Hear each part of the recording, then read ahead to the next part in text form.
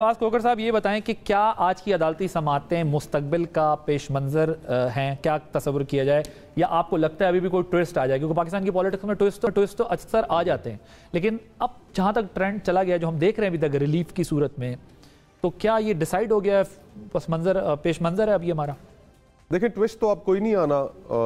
نئی قسط آ چکی ہے اور وہ نئی قسط میں جو 2018 میں یکجان اور یک قلب ہو کے سب کوشش کر رہے تھے کہ عمران خان صاحب کو منصب تک پہنچایا جائے وزارت عظمیٰ کے، اب وہ کوششیں مسلم لیگ نون کے لیے ہو رہی ہیں کم واٹ میں اور لیکن اس سارے پروسیس میں جو میرے خیال سے سب سے زیادہ ہٹ آئی ہے وہ ہمارے نظام انصاف پہ آئی ہے، ہماری عدلیہ پہ آئی ہے، ہمارے ججز پہ آئی ہے، اور وہ اس لیے آئی ہے کہ ایک ہم لوگ ذرا ہمارا جو ایکسس ٹو انفارمیشن ہے، آپ کا میرا جو اس پروگرام میں دیگر شرکا ہے، ہماری جو پالیٹکس کی انڈرسٹینڈنگ ہے چلیں وہ تھوڑی زیادہ ہے کہ ہمیں یہ بھی ساتھ پتہ ہوتا ہے کہ بیک گراؤنڈ کے اندر اسلام آباد میں کیا چل رہا ہے، کیا گفتگو ہو رہی ہیں، کیا گوسپس ہو رہے ہیں، لیکن ایک عام آدمی کے اگر آپ پرسپیکٹیو سے دیکھیں تو اس کو ان چیزوں کا تو علم نہیں ہوتا۔ وہ تو دیکھتا ہے کہ ایک ملک کی ایک سب سے بڑی عدالت ہے اور اس کے 5 یا 6 جج بیٹھ کر ایک فیصلہ کر دیتے ہیں، تو اس کے نزدیک تو اس فیصلے کی ایک اہمیت ہے، اس فیصلے کی ایک ساکھ ہے، اور پھر وہی جج 4-5 سال عرصہ گزرنے کے بعد جب اپنے کیے ہوئے فیصلوں کے بالکل برعکس دوبارہ فیصلے کر کے کسی ایک فریق کو ریلیف دینا شروع کرتے ہیں، تو اس عام آدمی کے ذہن میں اس نظام انصاف کی کیا ساکھ رہ جائے؟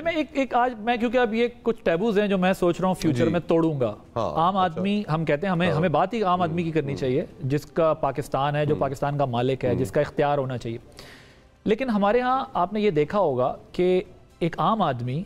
اگر اس کی اپنی مرضی کا فیصلہ آتا ہے اس کی پسندیدہ لیڈر کا تو وہ اس کو حق، قانون، آئین کی بالادستی کہتا ہے،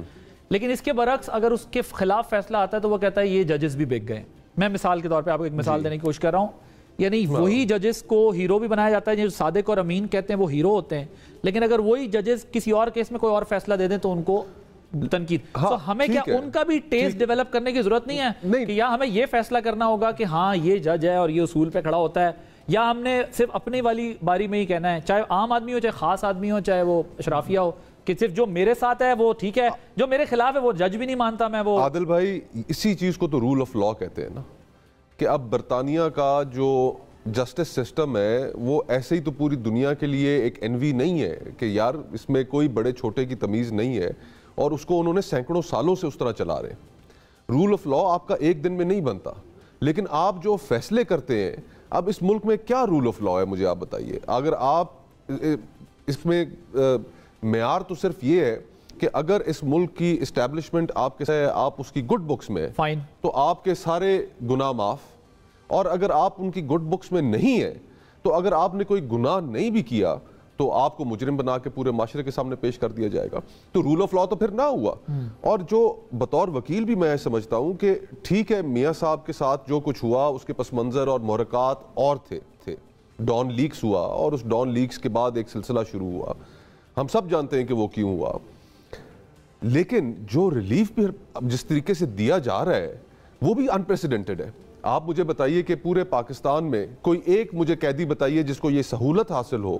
کہ وہ اپنا ملک سے باہر جا کے علاج کرا سکے۔ عام قیدی کو تو جیل کے ہسپتال کے اندر نہیں بھیجا جاتا۔ ٹھیک، پھر اسی طرح اتفاق ایسا ہے کہ ابھی پی ایم ایل این کی لیڈرشپ بھی نہیں ہے، ان کا پوائنٹ آف ویو دینے کے لیے میں ایک اور سوال آپ کے سامنے رکھنا چاہتا ہوں، پھر میں شعیب صاحب کے پاس جاؤں گا، کیونکہ ابھی وہ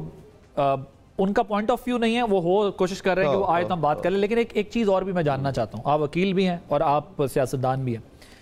مجھے یہ بتائیں کہ وہ جو ان کے ساتھ ہوا عدالتی نظام کے تحت، اب اگر انہیں ریلیف چاہیے عدالت سے تو وہ ریلیف پھر کس طرح ملے گا؟ یہ کیونکہ عدالت انہیں سزا دے چکی ہے، اب عدالت انہیں ریلیف تو نہیں دے سکتی، تو کیا یہ آرگومنٹ ہے ہمارا کہ اب چونکہ عدالت نے انہیں صحیح غلط سزا دے دی ہے تو اب وہ سزا اگلے 20 سال تک 10 سال تک انہیں بھگتنی چاہیے؟ یور ٹیک آن۔ دیکھیں پہلی چیز تو یہ ہے کہ جو ان کی اپیلز تھیں، جو ان کو جس طریقے سے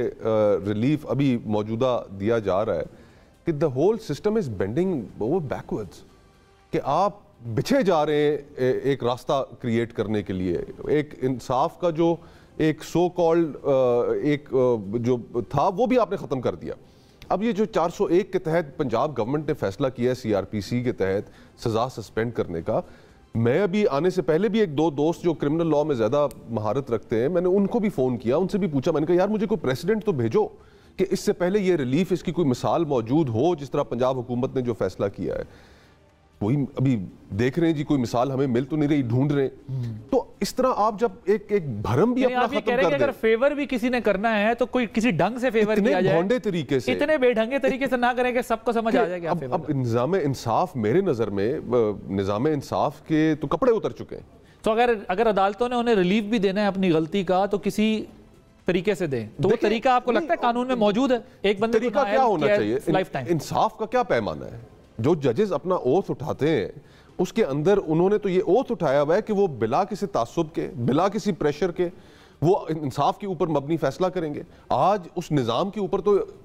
سوالات اٹھ گئے. آپ کے خیال میں جو سزا انہیں ہو چکی ہے اب ان کو اس کی تاحیات نااہلی بھگت, میں یہ نہیں کہتا, لیکن ایک پروسیس ہے کہ جس میں ان کی اپیل سنی جائے. وہ پاکستان آتے, انہیں کیسے ریلیف مل سکتا ہے؟ پاکستان آتے سب سے پہلے سرنڈر کرتے, ٹھیک, ایک عام پرزنر کی طرح جو ان کو ایکسٹرا آرڈنری ریلیف دیا گیا وہ واپس جیل جاتے, پھر ان کی اپیل سنی جاتی ہے اور اپیل کے اندر جو قانونی نکات تھے ان کے اوپر بحث ہونے کے بعد فیصلہ ہو جاتا. پہلے وہ جیل جاتے, جیل جو پاکستان کا قانون کہتا ہے اس طریقے سے ایکسٹرا آرڈنری یہ ضمانت نہ ہوتی, پروکلیمڈ افینڈر ہے اور انہیں جو ہے وہ پروکلیمڈ افینڈر ہیں, ٹھیک ہے, اور ان کو جو ہے وہ اشتہاری تھے وہ, ٹھیک ہے. اور آپ نے ایئرپورٹ کے اوپر بیٹھ کے اور اس سے پہلے جو سارا سلسلہ ہوا وہ بظاہر آپ ایک کنسنٹنٹ آدمی باہر سے آتا ہے, جلسے سے خطاب کرتا ہے اور پھر اس کے بعد تو یہ makes a mockery of the whole system. آپ لوگوں کو ابھی بھی کسی معجزے کی امید ہے یا گراؤنڈ ریئلٹیز کا اندازہ ہو گیا؟ دیکھیں, ایک تو گراؤنڈ ریئلٹی آپ ذہن میں رکھ لیں, جس طرح کی یہ نظام ریاست کے ہرکارے اور اہلکار ایک قائد کرپشن کو بچانے کی کوشش میں تن من دھن قربان کر رہے ہیں, عوام ان سے اسی طرح مزید نفرت کر رہی ہے. 25 کروڑ عوام ان کے ہاتھوں سے ذلیل و رسوا ہو گئی, معاشی تباہی ان کے مقدر میں ہے, انصاف ان کو نہیں ملتا. اور ایک شخص کو یہ جو کچھ پروٹوکول مل رہا ہے, یعنی ایک مجرم, سپریم کورٹ کی ججمنٹ ہے, ایک مجرم جب آئے گا وہ کہتے ہیں عدالت میں سرنڈر نہیں کرے گا, وہ جائے گا in compliance of the judgment of the court, وہ جیل میں جائے گا, پھر آپ کی اپیل انٹرٹینیبل ہوگی. یہ ایک محمد آصف ہمارا ممبر پنجاب بار کونسل ہے, آنریبل ووٹر ممبر ہے, ممبر الیکٹڈ ممبر ہے پنجاب بار کونسل کا, اس کے کیس میں جسٹس طارق مسعود صاحب کا یہ 6 مہینے پہلے کا فیصلہ ہے. اس سے پہلے 3 ممبر بینچ کا فیصلہ ہے, 2015 SCMR عدنان کا کیس ہے. وہ یہ کہتے ہیں کہ آپ کا بیلیبل افینس بھی ہے, آپ اس وقت تک عدالت میں اپیل فائل نہیں کر سکتے جب تک آپ جیل نہیں چلے جاتے. یہاں پروٹیکٹیو بیل کا کوئی کنسیپٹ نہیں. اور ہائی کورٹ نے کیا کیا, کہا جی چونکہ نیب کہہ رہی ہے اس لیے ہم ضمانت دے رہے ہیں, پروٹیکٹیو بیل دے رہے ہیں. پروٹیکٹیو بیل کا کنسیپٹ ہی نہیں ہے مجرم کے لیے. اب آپ آگے آ جائیں, پنجاب کا یہ کیس ہی نہیں ہے. پنجاب کیسے ایک فیڈرل کا نیب کا ایک مجرم ہے, اس کو آج ہی میٹر سب جوڈیس ہے بیفور دی ہائی کورٹ, وہ سزا سسپینڈ کر دی.